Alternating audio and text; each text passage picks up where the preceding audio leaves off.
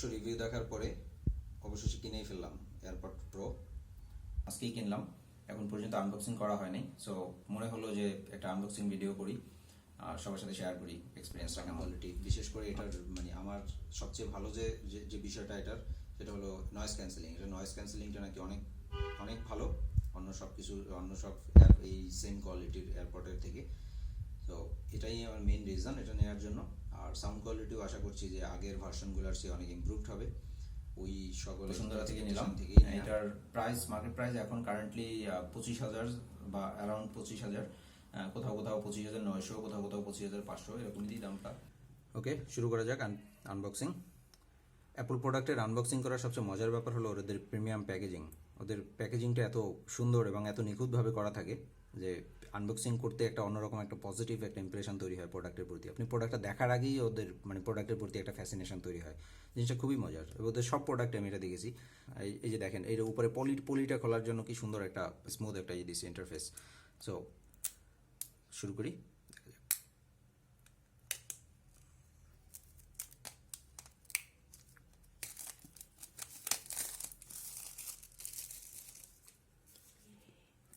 ওকে, দেখা যাক।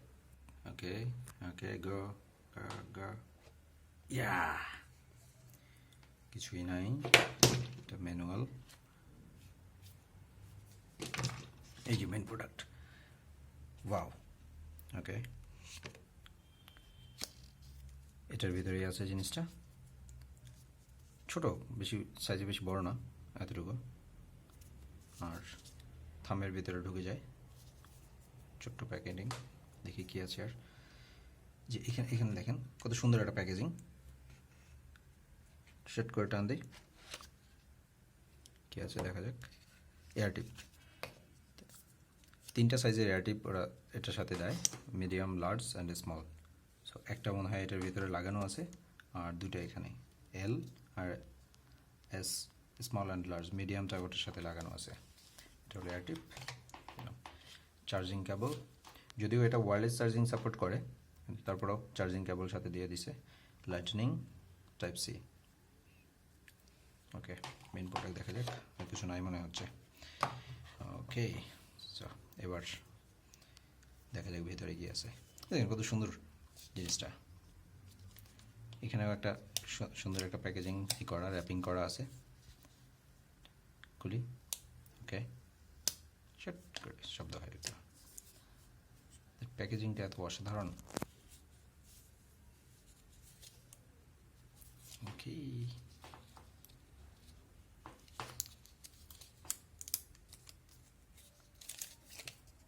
ওকে, কি আছে দেখি একটু উপর দিকে। Designed by Apple in California, assembled in China. এটা হলো চার্জিং লাইট, লাইটনিং বোর্ড। দেখা যাক। Open, go. Wow, automatic light blink করছে মানে। আর এখন এটা হলো হাউজিং, এটা ম্যাগনেটিক। সেট করে ঢুকে গেল, পড়ছে না, শেকিংয়েও করছে না, খুব স্ট্রং ম্যাগনেট। সো ওদের ফার্স্ট ভার্সনটায় বোধহয় ম্যাগনেট ছিল না, আমি জানি না, আমি ইউজ করিনি, কিন্তু মনে হয় ম্যাগনেট ছিল না। সো এটা নিয়ে মানুষ অনেক ক্রিটিসাইজ করছে। সো এরপরে ওরা এটা নিয়ে চিন্তা করলো এটা কীভাবে করা যায়। ওকে, এবার কানেক্ট করি। আইফোনটা নিয়ে আসি, দেখি এটা অটোমেটিক কানেক্ট হয় কিনা।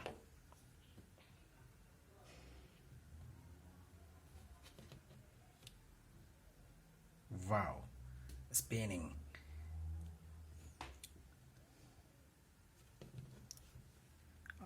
আইফোন আনলক করতে হবে। তো আনলক করে নিই আগে, তারপরে পেয়ারিং শুরু করি। এটা অটোমেটিক কী হবে, এটা খুলে রাখতে হবে, তা নাহলে পেয়ারিং হবে না। কানেক্ট। গ্রেট, টোটাল ফিলটা দেখেন কি অসাধারণ। এখন এটা বের করতে হবে আর কি, কিছু ফিচার রিভিউ দিচ্ছে কীভাবে। ওকে, দেখা যাক। বের করলাম।